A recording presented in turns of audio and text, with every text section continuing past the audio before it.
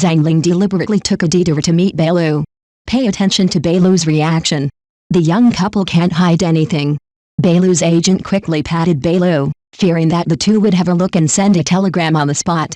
At the star-studded gala, the Feast of the Goose was a carnival for CP fans. Bai Lu was backstage, talking to the staff beside her.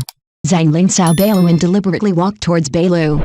At this time, Bai Lu also noticed Zhang Linghe, stopped talking, and locked her eyes on Zhang Linghe with her eyes.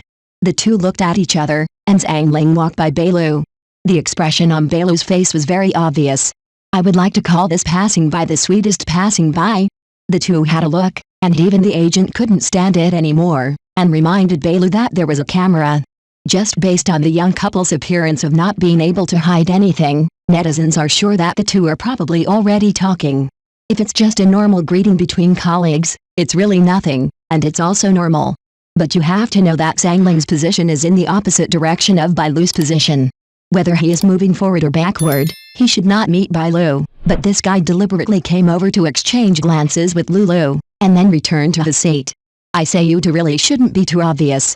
This moving line seems to say nothing, but it seems to say everything, for fear that others can't see it. Especially Zhang Linghe, the brave Niu is not afraid of difficulties. When he reaches the end, he simply turns around and looks at Bai Lu. One glance is 1,000 years. Niu looks at Lulu, and he can't see enough, right? It's okay to have a coincidence once, but what if there is a second time? At the GQ ceremony, the stars all crossed the boat to appear. Bai Lu and the big guide Zhang Shengxi were in the same boat. I thought there would be no more sugar, but I still bumped into it. Zhang Linghe's boat has reached the end, and Bai Lu's boat is still floating.